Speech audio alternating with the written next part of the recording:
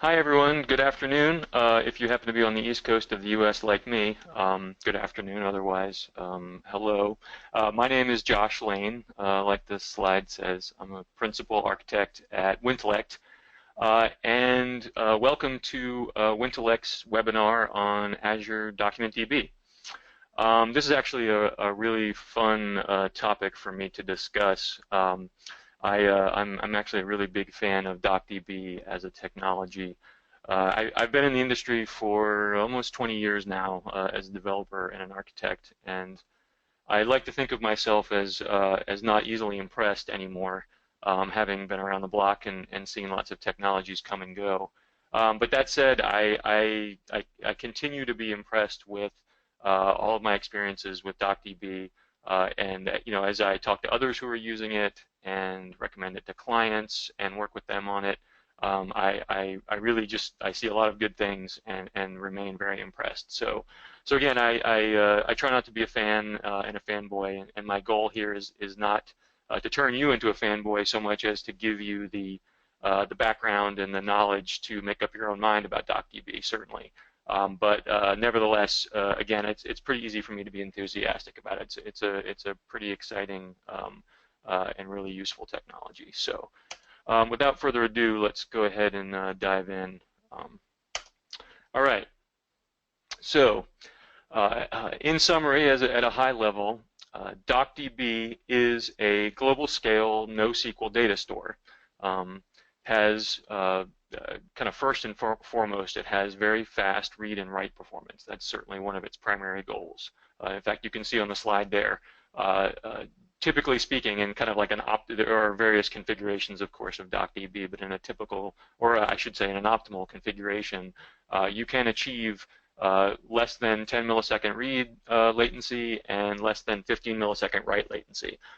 That's pretty darn, again, if you've been around the block, you've done a lot of work with databases, that's pretty darn impressive even for an on-prem database. But to do that with a hosted PaaS-oriented cloud database, that's really, really impressive. So, and that is legit. So again, when we talk about reasons why I get excited and why I'm very impressed with the technology, that is certainly one of those things.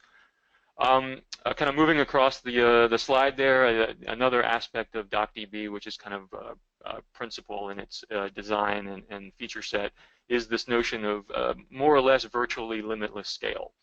So again, if you've been around the block, you've worked a lot with SQL Server and other relational databases, you know how difficult it can be to scale those to, you start with sort of a schema, you start with a single database instance, and then as your needs grow, you may have to scale that, and it becomes, there are ways to do that certainly, and there are certainly armies of high-paid consultants who have built up the skill sets needed to scale relational databases, to at least in certain ways.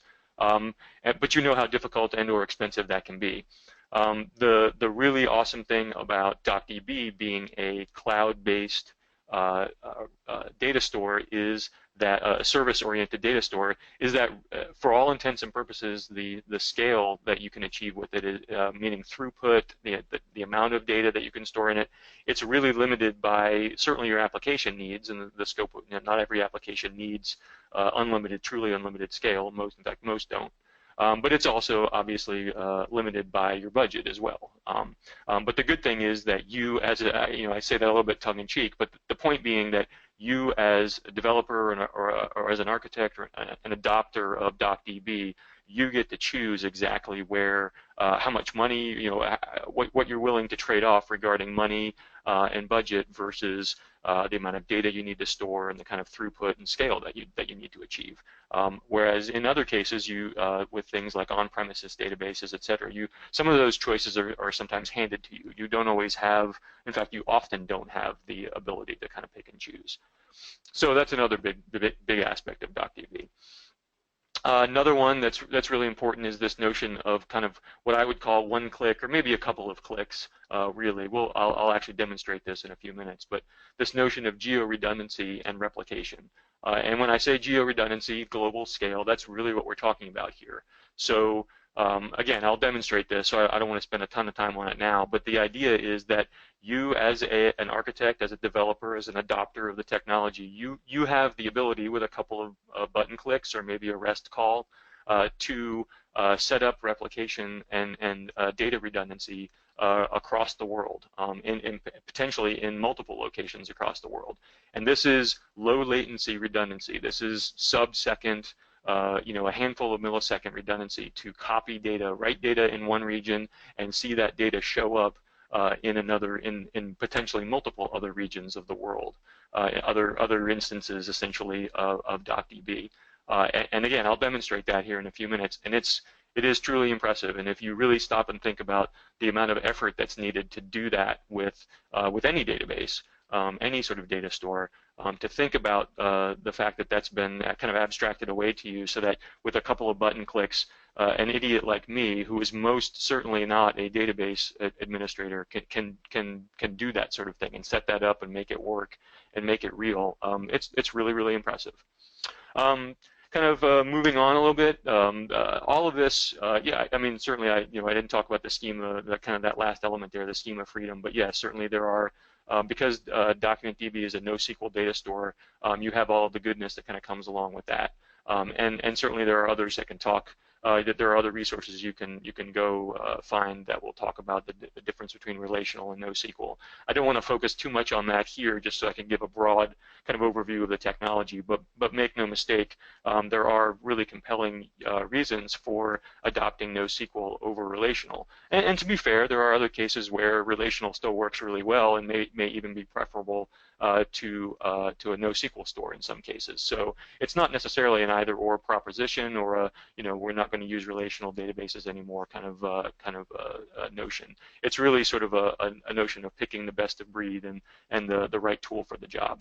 But the nice thing is all of this kind of wraps up in this nice 4 nines SLA umbrella. So again, because it's a managed service and you're not doing all the management and dealing with the infrastructure, you're just using this kind of as an off-the-shelf service that you're adopting, you get to piggyback on all of the expertise, management expertise and infrastructure expertise that Microsoft and Azure provide. So from the perspective of availability, latency, the throughput guarantees, that's at a 4 nines SLA. Which again is if you've ever actually done infrastructure work and had to provide similar guarantees, or even imagine how you might provide similar guarantees, that's pretty impressive. It's quite impressive. So again, all this sort of makes it sound like DocDB leaps tall buildings in a single bound, that sort of thing. And I don't want to be overly dramatic about it, but it is a really fantastic product. To sort of highlight some of the, or one particular kind of public usage of DocDB, I'll mention this. I believe it was in October of 2015, a gaming company in Sweden built a mobile game, or I think it's Finland actually. They built a mobile game based on the Walking Dead TV series called Fear the Walking Dead. And like the slide said, it kind of quickly shot up to #1 in the App Store. They had over 1 million downloads the first week of it that it was available. And yeah, I mean, they were serving a huge number of queries almost instantly, almost as soon as the game went out the door. And because the team had anticipated a really heavy initial load, then they chose DocDB to base their data storage on. And as the slide says, they determined over time that they were serving greater than 99% of their queries against DocDB under this ridiculously heavy load at under 10 millisecond latency. And again, they certainly have extreme requirements that maybe are above and beyond what a typical application has to serve. But the point is, DocDB can handle that sort of load, and that's what it was built to do, and that's what it's able to do. So very impressive stuff. A little bit more about the notion of global distribution and kind of what that looks like and what to think about there. This is not just for DR scenarios. This is not just disaster recovery. In fact, and again, I'll walk you through a little bit of this in the portal just so you can kind of see it. a little bit of it in action. But the idea with DocDB is you create a DocDB account, and you designate that. If you're familiar with Azure, you know that there are multiple regions: East US, East US 2, West US. You know, there are various data centers in Europe and Asia, that sort of thing. And so the idea is you pick one of those when you create your DocDB account, and you say, this is my primary region, and this is going to be where all of the writes occur for my, at least for my particular, this particular DocDB instance. All the writes and data updates are going to flow through this region. And that would typically be the region where you expect, obviously, your applications to be running that are doing most of those writes. That way that you can minimize the latency. But if you choose, you can. You also do reads from that region as well. It's not just writes; you do reads and writes. But you can, if you choose, you can also designate additional secondary regions as read replicas. So these are not regions where writes would occur. The writes always occur from that single master region, or occur to that single master region. But you can designate multiple read regions, secondary read regions, one or more. And again, you can achieve sub DocDB under the covers without you having to do anything else other than a couple of button clicks in the Azure portal.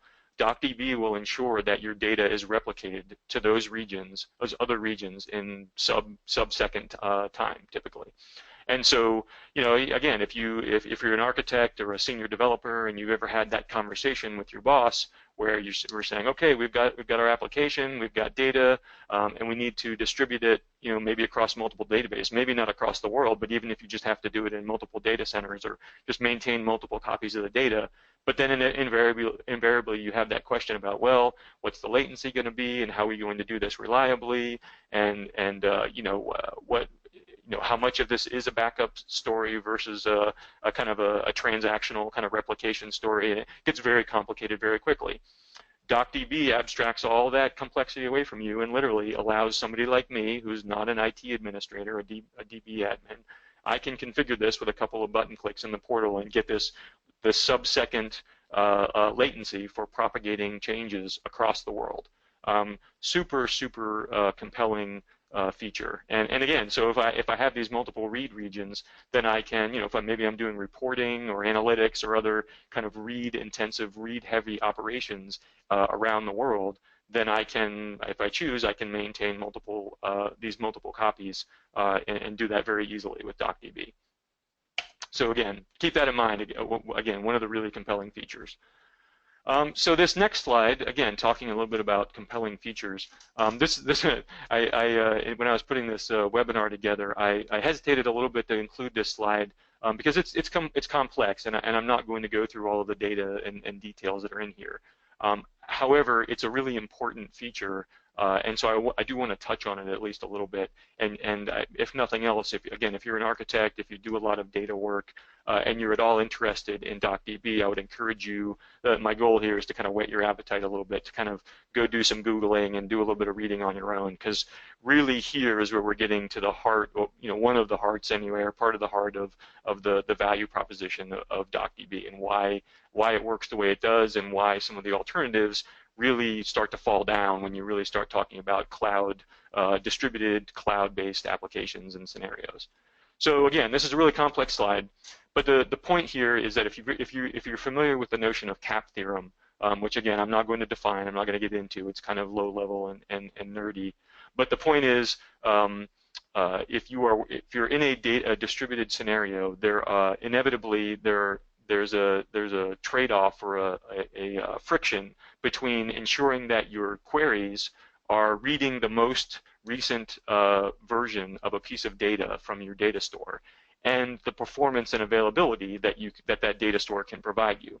When we're on premises and everything's kind of running in its own, running in process or running on the same machine or in the same kind of on-premise data center, then we sort of fool ourselves, and we've done this I've built software for years, and so we kind of play these mental games with ourselves, and we trick ourselves into thinking, well, sure, we can achieve perfect uptime and maximum performance, and we're always going to get the latest version of the data, and there's no problems here, everything's going to work great. And if you squint a little and you ignore some downtime where you spent all weekend trying to fix a problem, or here or there, then you can sort of like quasi achieve some of these things kind of all together.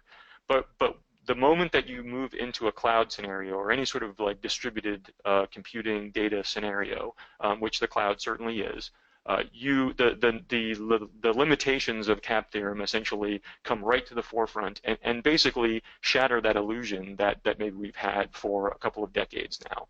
And the point is, you are forced at that point to deal with them. Ideally, you've dealt with it as a design problem or as a technology choice problem before it actually rears its head and causes you issues in production. Unfortunately, that doesn't always happen. Nevertheless, the point here is that DocDB essentially gives you a knob to twist that allows you to decide what's the most important thing for my application scenario. Do I always need to make sure that I'm always reading the absolute most up-to-date version of a piece of data from my data store, or can I potentially tolerate a little bit of latency, maybe a couple of 50 milliseconds or even a second or something like that, but still a relatively small window of time, but nevertheless some window of time. But what I get for saying, yeah, I can tolerate that window of time, what I get is potentially much greater performance and much more certainty that my system will be up and available and handle all of my scalability requirements. DocumentDB ultimately lets you make that choice yourself as an application architect and an application developer. Again, you will be forced to make that choice whether you do it ahead of time or whether you do it later as a result of an issue, and whether you're aware of that choice being a choice or not. You're still going, once you move to the cloud, once you move to a distributed data scenario, you have to make that choice. You will be forced to do it. So the real choice isn't, are you going to make that choice? It's, are you going to adopt technologies that will help you and give you options for optimally dealing with those issues? Or are you going to choose a technology that maybe says, this is the one way that you can do this and there's no other choice? That's not necessarily the place that you want to be. So again, I don't want. I could spend probably 2 hours on this one slide, and I don't want to do that. My goal here is just to motivate that DocDB really helps you and gives you some really nice options. And there are relatively few other competitors to DocDB, by the way, that will provide these sorts of things. So go learn a little bit about CAP theorem. Go learn a little bit about those problems that exist in distributed apps with data if you don't already know it. Then come back to DocDB, do a little bit of Googling, and read about the configurable consistency models in DocDB. Other thing you can do is, by all means, shoot me an email. All my contact info will be at the end of the slides. And shoot me an email if you're still confused, you want a little bit more info on it, I'll be happy to help. All right, so that's enough talking for the moment. Let's take a look at some code, or at least we'll start in the Azure portal. I'll give you a little bit of a sense of what this looks like. So I've got the Azure portal pulled up in my subscription, and I've actually got two DocDB instances, or two DocDB accounts that I've created. The first one, I'll get to the second one here in a subsequent demo, but this first one I'm just calling it Josh Webinar. And I have a single collection. So let me give you a little bit of a sense of what the kind of the major hierarchy is in DocDB. So in DocDB, you create a DocDB account in the portal, and that's kind of what we're looking at now. That's Josh Webinar. Within an account, you have one or more DocDB databases. I happen to have one database in here, so if I actually look, I'll browse the collections, but we'll see the databases.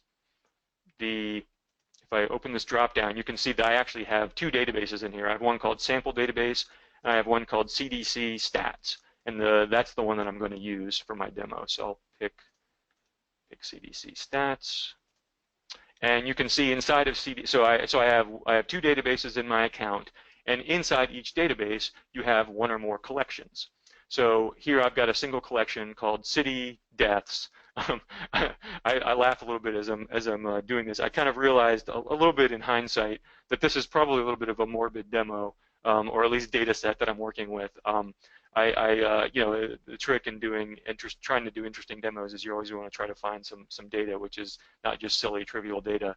This is actually data from the Center for Disease Control here in the United States. And it's data, as I recall, it's data about influenza deaths and deaths from pneumonia and other related diseases in various cities in the United States over the course of the the 20th century. So it's actually a good, meaty, chunk of data that I can work with, which is kind of what I wanted. But it's also a little bit morbid, so apologies for that.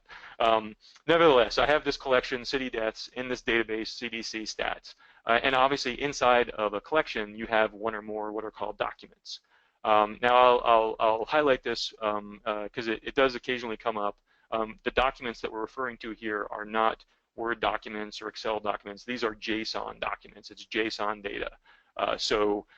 If I can show you, actually I don't have any data in here yet. We'll run some code and then I can show you the data that gets pushed in here. But nevertheless, that's sort of the hierarchy. So a little bit about how data gets replicated globally. I'll just show you what I've set up in here. Again, I've got a write region, which is the eastern U.S., which is close to me. I'm located in Atlanta, Georgia, in the eastern United States. And I've set up an additional read region, or a secondary replica, in the western United States region. Now, I could set up more if I wanted to, so I could have as many read replicas as I want. I'm not going to set up more, just in the interest of time and also in the interest of not maxing out my Azure account. So we'll just kind of keep it as it is. But what I'm going to do next is I'm going to run a quick demo. I'm going to show you some code. I'm going to run a quick demo that's going to write data to this that CDC or the city deaths collection. It's going to write some JSON documents to that collection in the eastern U.S. data center in that write region. And then I'm going to have simultaneously another console application that's actually polling that collection in the western region, and we're going to see if we'll get some sense. It'll be kind of coarse-grained, but we'll get some sense of what the latency looks like for data updates to propagate from the East US to the West US. So that's what I'm going to show you next. So I'm going to move to Visual Studio. I've got this Visual Studio project with a couple of projects in here. This last one we'll talk about in a subsequent demo. But the first two projects I want to talk about are this importer and validator projects. So the importer does exactly what you would expect. It's just this console application that points at that DocDB collection that I just showed you in the eastern United States, and it's basically just going to pick through this. I won't open it because it's about 60 or 70 megs, and Visual Studio it'll show it, but it'll get a little mad at me, and it'll make us wait. But it's about 60, 70 megs of JSON data. That's sitting here locally on my laptop, and I'm going to push a handful of that, some of it, up into the cloud, into DocDB. And so this importer application is really what's doing that work. There's a bunch of code in here. I'll share all this code so that you guys can take a look at it on your own time. The most important things that I want to highlight are kind of the basic moving parts in the DocDB API. This is a .NET application. It's using the .NET SDK for DocumentDB. There are SDKs for Java, Node, and there's some others too. I've got a slide on that coming up, so we'll talk about that in a little bit. But I'm using this document client instance to talk to DocDB. I'm opening up my local JSON data and kind of circling through it and picking off batches of JSON to push up into DocDB. Ultimately calling create document async using the async APIs to push each of those documents up into DocDB. So this isn't necessarily, I mean, I don't hold this code up as certainly the ideal way or the only way to do this. There are certainly other ways to manipulate the data and use the SDK. This is just kind of a standard way to kind of troll through JSON and push it up into the cloud. So I'm going to run that, and at the same time, I'm also going to run this validator program in a different console app. And all it's doing is I'm configuring it. Let's see, where is it? Yeah, so here I have this preferred locations as part of the connection policy is just a part of the DocDB SDK. As part of a connection, you can optionally specify where do you want the queries that will be pushed through this connection. Where do you want those queries to be targeted towards? Which data center? So in my case, I want it to be targeted towards the Western U.S. So if you look at my app config, I'm pulling this information from app config. I'm saying for this validator, all I'm really going to be doing is the equivalent of select count in collection. I just want to know the number of documents that are in that collection in the Western U.S. And when we start it, we'll see that there aren't any. And as soon as we start pushing documents into the East Coast, then we'll start to see them replicate into the West Coast. And that's the idea, is to kind of give you a little bit of a visual sense of how the data moves and how quickly it moves. So I'm going to hit Control F5, and that should hopefully spin up both of my console apps, which it did. That's good. Actually, let's put this one up here. So you can see right now we're looking in West US, and right now we don't have any documents in that collection. So how many do we want to upload? Let's just start with 10, and this will take a second. I don't have like an optimal configuration. I have like a relatively modest configuration in DocDB, so this isn't super fast as far as initially pushing it. But we've already pushed them. We're done. So now the next read that we get from the Western U.S. Should tell us that we have 10.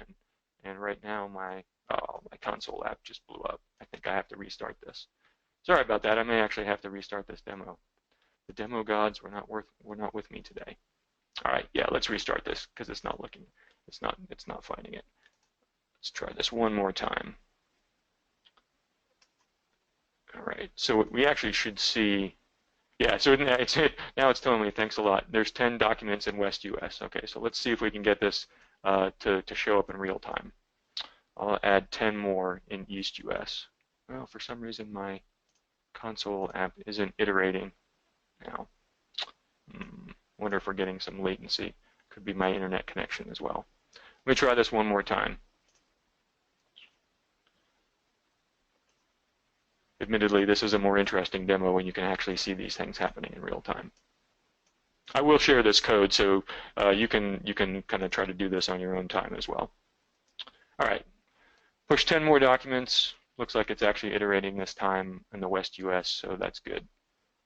All right, 10 more. Yeah, okay. So it came back, and then I pushed 10 more documents, and now we can see instantly we have 20 documents in the West US collection.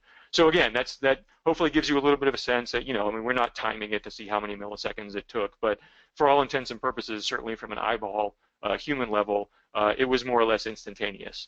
The other thing I'll note in this, I'll go back and show you what these documents look like. These aren't huge documents, certainly, so I don't want to give you the impression that we're pushing gigabytes of data across the wire in sub-second time. But if I go back and look at this collection, actually, let me look at Document Explorer. That'll actually let me see some of the documents. Yeah, so here's some of the documents. If I just click on a random one, you can see like this is a single JSON document that's represented in that collection. So it's not huge. I mean, it's relatively modest size. But again, we're getting sub-second latency to push that over from 3,000, 3,500 miles from East Coast to West Coast. And if you have relatively if you're doing kind of typical transactional data processing where you've got relatively discrete sets of data and you want to see those changes occur in near real time, then DocDB is certainly a very viable option for you potentially. That's one of the really key features and value propositions of DocDB. Okay, cool. Let's switch back to slides. And we'll kind of keep chewing through this. We'll take a quick time check here. Okay, we're good. All right.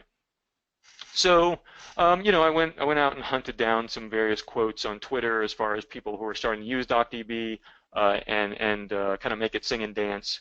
And it's really cool and again gratifying for me to see more and more people using it. However, it is true that up until now, DocDB's been a service in Azure for a couple of years. I think I don't remember the exact time frame when it came out, but I'm pretty sure it's been there for at least a couple of years. It's still, I would characterize it as being underutilized, at least relative to maybe some other options out there and other services in Azure. And there's a couple of reasons for that. I think it's fair to characterize the database landscape, if you will, in the enterprise as still mostly consisting of relational databases. I don't think that anybody would disagree with that in a macro level. That said, I mean, to the extent that people are using NoSQL in the enterprise, there are lots of ostensible options for you, right? I mean, they're not all created equal, and I certainly don't want you to, while DocDB competes with some of these, quote unquote, in some sense, DocDB as a hosted service is very different than, say, MongoDB running that you're managing yourself. But nevertheless, I mean, lots of folks are familiar with Mongo and Cassandra, and then there are on .NET, there's things like RavenDB that are pretty interesting. Depending upon your exact usage scenarios, you can look at things like Memcache or Redis. Those are things that some people use as like in-memory databases. So there are other options out there besides certainly DocDB, at least in theory. However, I actually have another theory, or a couple of theories, about why DocDB hasn't been as quickly adopted, certainly by traditional Azure users and Microsoft shops. And one of those goes to the sense that I have a feeling that certainly a lot of clients that I talk to, and probably some of you probably work with folks like this. And I'll just I'll kind of tongue-in-cheek use the name like Relational Rob. So this is a person that you may work with, you may know, who is very comfortable, very familiar with traditional relational data stores. It's something that maybe they're an expert at, maybe they're an expert, quote unquote, in their particular, in your particular company or your particular environment, and it's the kind of thing that maybe they're really reluctant to let go of because it's kind of their expertise. I run into this, fairly frequently in client scenarios. So I've seen this before. You probably have seen it as well. The applications that you see with that ride on top of relational databases, not always, but often have very complicated queries, lots of multi-table joins, kind of hard to scale horizontally, certainly, for all the reasons that relational databases in general are hard to scale horizontally. So you end up, when you scale them, you have to scale them vertically, buying bigger and bigger hardware, more CPUs and more RAM on a single box or on a small set of boxes. And eventually you can run into the the limits of physics, where there's only or limits of your budget, certainly, where there's only so much hardware vertically that you can throw at a database. I've certainly seen my share of projects that failed or were failing because the database simply wouldn't do what the developers were asking it to do from a performance standpoint or a scalability standpoint. And that's not that uncommon in a relational scenario. So contrasting DocDB from your typical relational databases, obviously DocDB is document-oriented, where relational databases are row-oriented, no surprise there. The focus with DocDB is on the data. It's not on the schema itself. You're really focused on that JSON data. Collections in DocDB are heterogeneous, which is a fancy way of saying not all the documents in a collection have to have exactly the same shape or exactly the same schema. In fact, there are very interesting use cases where they won't have the same schema. On the other hand, relational databases, of course, you create tables, you create schema for those tables, and all the records are going to look the same. All the rows are going to look the same in those tables, even sometimes to the detriment of the applications that are accessing the data. DocDB does auto-indexing of all of the content, all of the JSON properties, all the JSON data that you upload to DocDB. Indexing is done for you so that queries are really fast. No matter what element you're accessing or set of elements you're aggregating on top of in DocDB, everything is indexed for you automatically. You don't have to set any of that stuff up. You don't have to manually define indexes. In relational databases, of course, that's not true. And if you do it, if you set up indexes correctly, you have somebody who really knows what they're doing, then you can get very fast queries. Quite frankly, in the wild, that often isn't the case. And certainly we've all seen that before. Data partitioning. So one of the scenarios or techniques that are used to achieve higher scale in databases is partitioning. And DocDB, that's done for you mostly transparently. And I say mostly because essentially what you do is you designate a path or a particular a JSON path in your documents, and you say, DocDB, this is what I want you to do partitioning on. So if partitioning is done by country, like sales, if you have a database or a collection of sales data, like sales performance, and you do that by country, then you can provide the path in the document to the country value, and DocDB will then take care of all that partitioning for you. So it's mostly transparent. In relational databases, partitioning for the most part is not transparent. There are some tools, and it's gotten better over the years, but by and large, you still have to sort of know which database you're pointing to, and you have to change your connection strings based upon whether you want the European data set or the Europe data set or the North America data set, that sort of thing. I mean, we all kind of know those tricks with relational data, and it's not transparent to you is the point. Finally, again, with that notion of consistency and configurable consistency I talked about earlier with DocDB, that's configurable at a global kind of distributed level. DocDB is a global data store, so you can get that consistency no matter where the data resides, whether it's anywhere, multiple locations or multiple regions in the world. You can achieve that notion of whatever notion of consistency you want.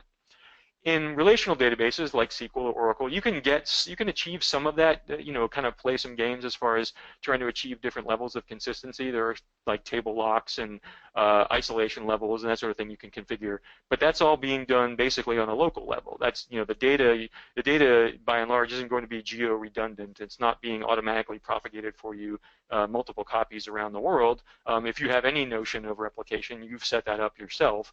And further, that notion of consistency is really isolated to whatever local copy you're looking at any point in time. It's definitely not something that's, even when you set up replication, it's not something that's going to be visible and applicable to you around, in all of the replicas. So again, a bit of a difference there, or quite a substantial difference between DocDB and a relational data store. So that was one kind of person that maybe you kind of bump up in your own work, who maybe is kind of preventing adoption to something like NoSQL or DocDB.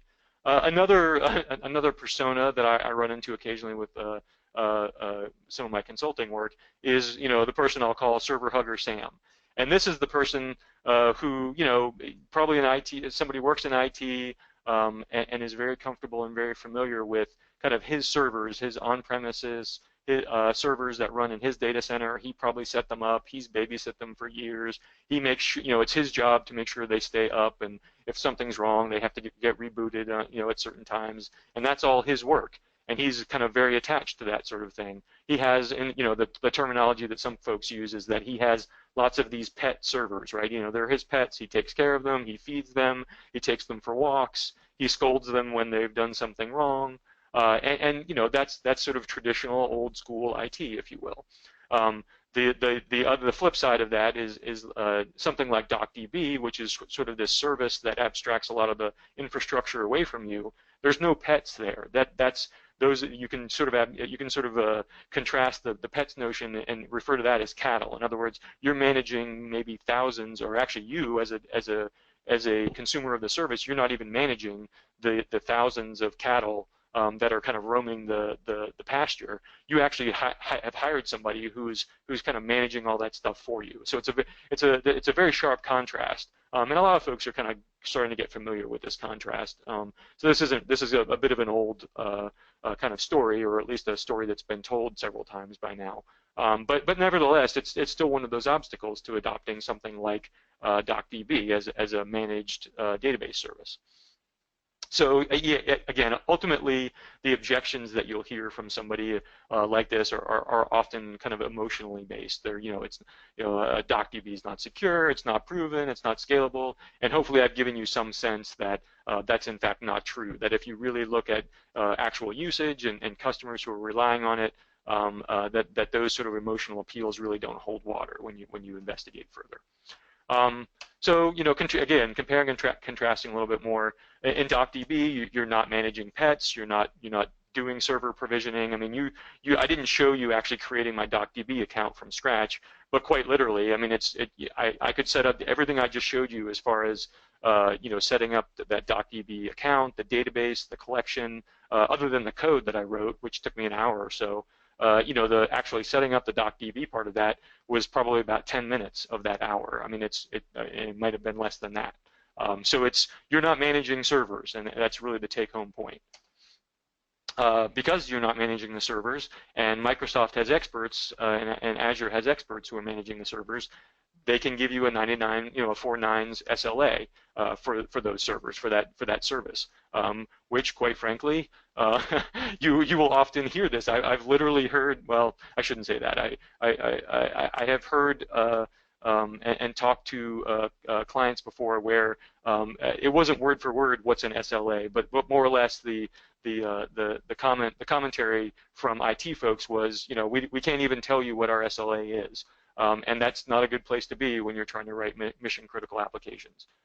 You get this, really low latency reads and writes when you've configured it well and kind of set it up to work optimally. Often the attitude when you have slow queries with a self-hosted database is, well, that's, developers have done a bad job, and then the developers say that it's IT's problem, they haven't set up the database correctly, and you get all this kind of back and forth argument, these back and forth arguments. Using something like DocDB is one way to kind of short circuit some of those issues. You get this notion of transparent declarative geo-replication. I showed you some of that already. That's super awesome.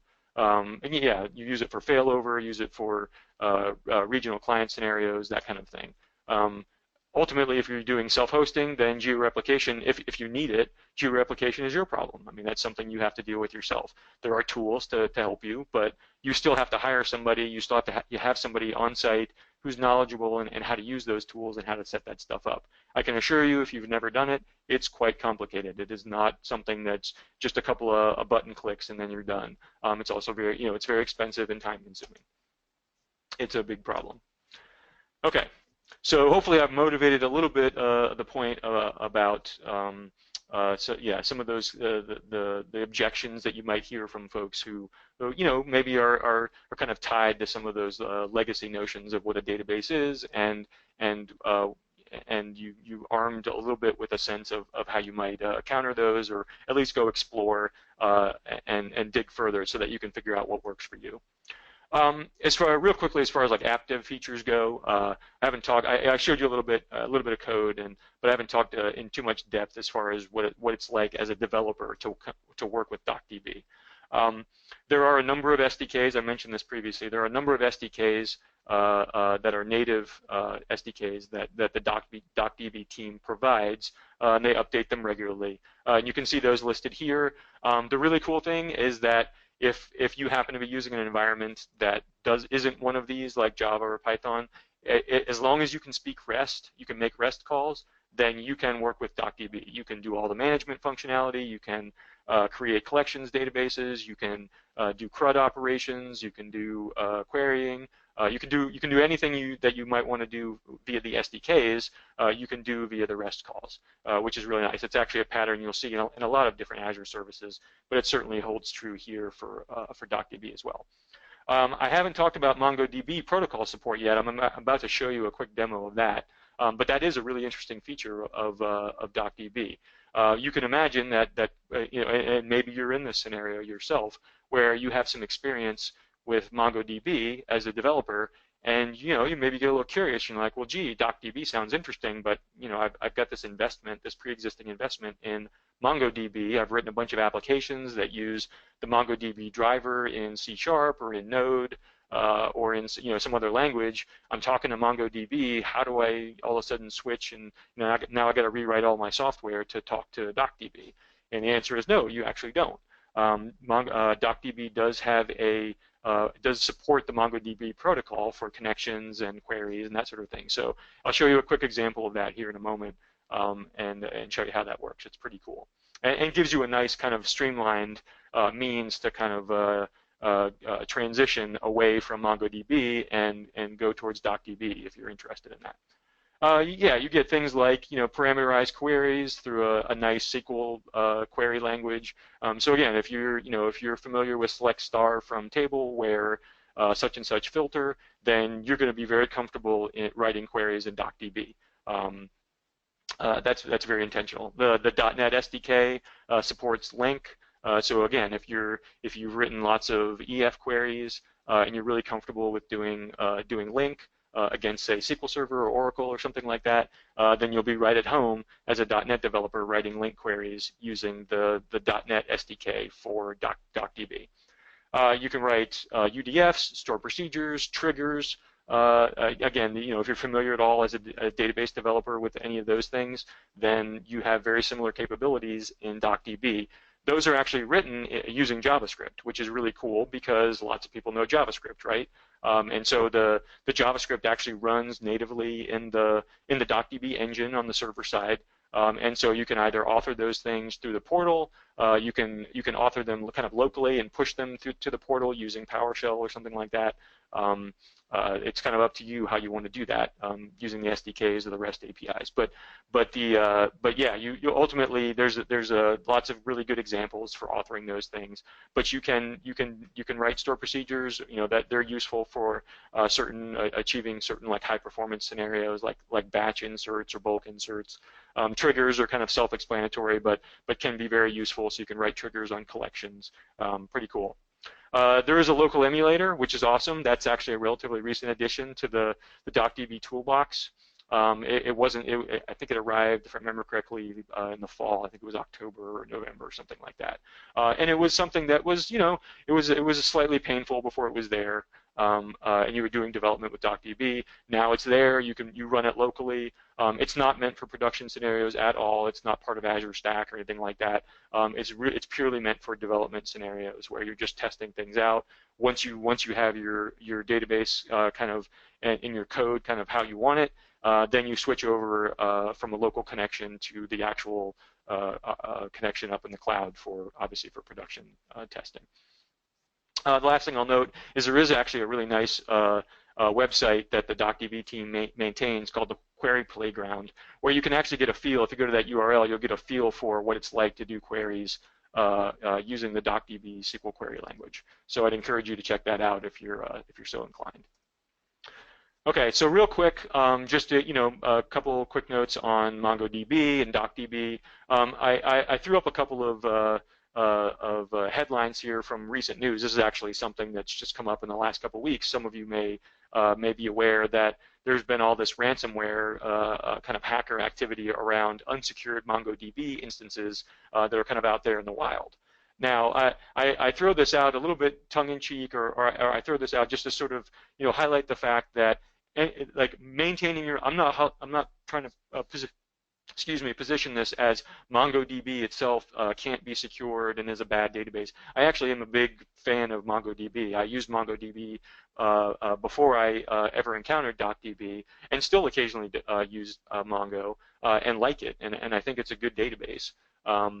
But what these news articles are highlighting is that if you are running any database yourself in your own data center and you're responsible for securing it, you're responsible for keeping the bad guys out, that's a really hard job. I can guarantee you that some of these people who have been hit by this ransomware had no idea what they were doing, but there are probably others who are still really sharp people, really smart people who nevertheless got hit by it. So the point isn't that Mongo is bad or Mongo is insecure. The point here is really just to sort of highlight that maintaining your own database securely is a tricky job. It's a hard thing to do, and potentially that's another reason to look at something like DocDB, which is a hosted solution, and to some degree you're outsourcing the security and the infrastructure and management aspects to experts who are focused all day on doing nothing but that. So I'll use that as a little bit of a segue into a quick demo on the MongoDB support that's built into DocDB. So if you happen to be interested, again, in that scenario where, hey, I've already got some existing code, and I'd really just like to check out DocDB and see how it works, then this is one possible way to do that. So the code I've got here is, again, this is just a simple importer application that's just going to pick through that same document, that same JSON data that I have, and it's going to just upload it to DocDB.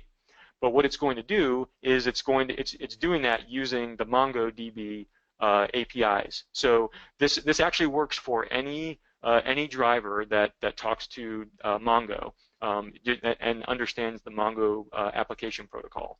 So this isn't just limited to .NET. If you have a Node app or a Java app or something that's talking to that talks to Mongo, then this still applies. You can still do this.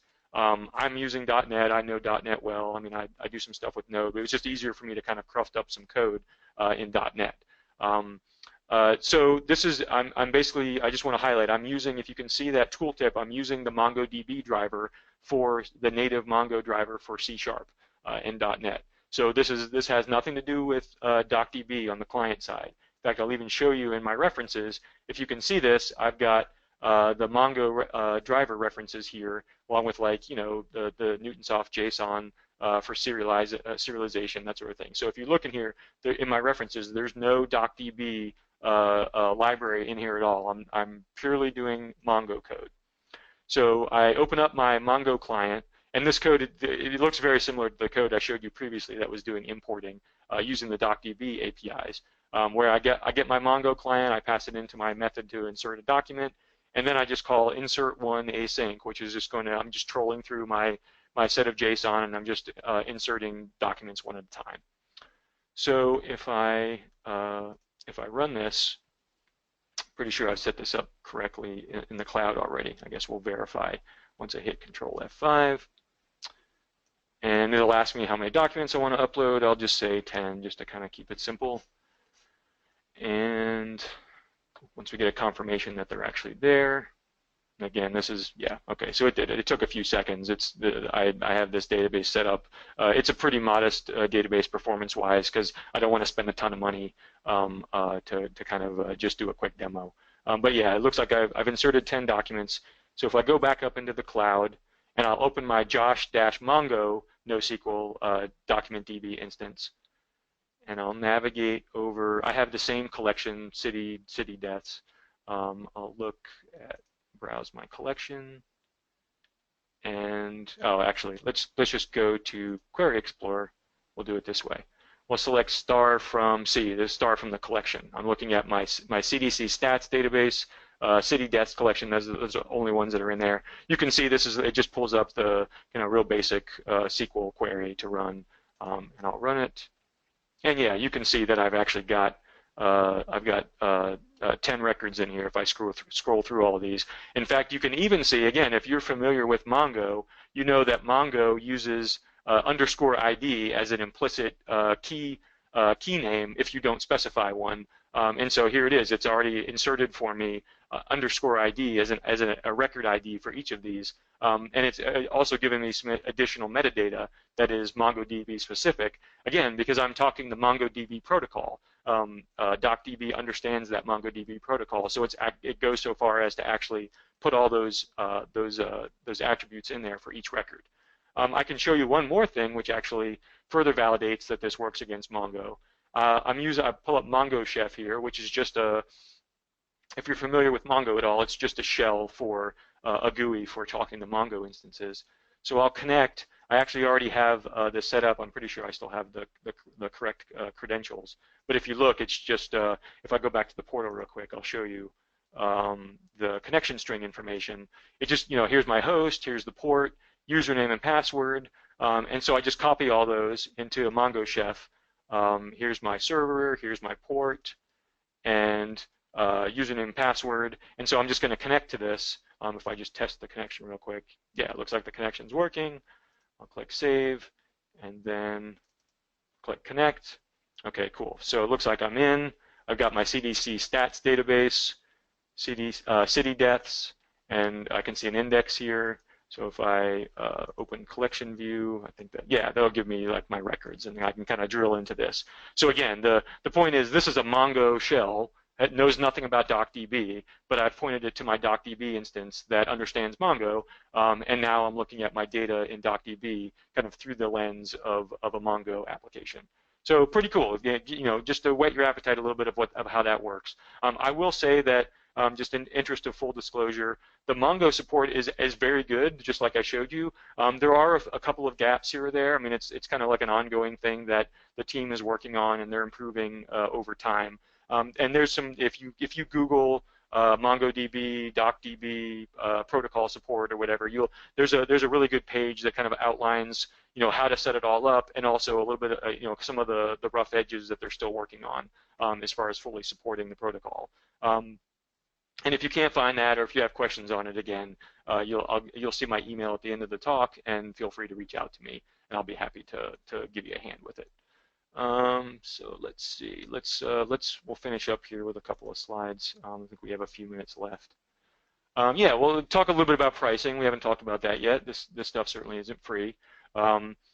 So the pricing really breaks down into two main things. It breaks down into obviously the storage, the amount of data that you're actually going to be storing in DocDB, as well as the amount of throughput that you need. So the idea is, like I've mentioned a couple of times, well, I don't have like an optimally configured DocDB instance. What that really means is I've kind of configured it to be relatively modest from a throughput standpoint, because I don't really need, I'm just doing a couple of quick demos. I don't need like super high performance here just to throw a handful of records into DocDB so I can do a quick demo. But if you need, if you have, again, you're building that mobile application for The Walking Dead, and you're going to have more than 1 million people downloading your app in the first week that it's out in the App Store, and you're going to be serving more than 1 billion queries per day, then guess what? You're going to be doing a lot more than just doing a webinar, and you're going to need a lot of throughput. So ultimately, the way that this works is, like the slide kind of indicates, you're basically paying a quarter, 25 cents per gigabyte per month of storage. That works out, if I remember correctly, yeah, for the throughput, I guess it works out to about $6 a month. But yeah, from the storage side, that should give you some sense of kind of like what the storage costs on a per month basis. From the throughput side, throughput is measured in what's called a request unit. And that's kind of like a vague, abstract term. I put a little asterisk at the bottom of the screen with a link to a URL that the DocDB team maintains that will kind of help you plan. You say, okay, well, I have this request unit thing. A request unit kind of maps to the amount of CPU and RAM and kind of network bandwidth that DocDB is going to provision for you and kind of reserve for you to serve your application needs, to provide the SLA that it needs to provide, given the amount of traffic and the amount of the number of queries you're going to be executing, and how many parallel queries you're going to be executing against your DocDB data. And that can still be kind of an abstract thing or a difficult thing for any application architect to figure out. You sort of scratch your head and you say, well, gee, I'm not exactly sure how many queries I'm going to issue. And once you start to figure some of that out, then you can go to that URL at the bottom of the screen and use some of the tools to sort of key in some of the expected values that you anticipate, or the expected load that you anticipate for your app, and then get a sense of how that maps to request units, essentially. And that'll give you a little bit more of an estimate, a concrete estimation for how much it's going to cost you. But basically, for every 100 request units per hour, you're spending what is that? That's 8/100ths of a cent, or I may be off there, but 8/1000. Anyway, the point is, it's a very small amount per 100 request units per hour. If that works out to basically about $6 US per month. I think I had configured about 2,000 request units for the modest size databases that I was using for this demo. And the number of request units you can request obviously goes up into the tens, if not hundreds of thousands. You can even go higher than that if you need it. So again, you have limitless scale. You're really only limited by your budget, essentially, is what it comes down to, and your application needs. And I point out on the right-hand side, keep in mind that the pricing, the way it works out, and the reason that it costs what it costs is because at the end of the day, you're not managing the infrastructure yourself.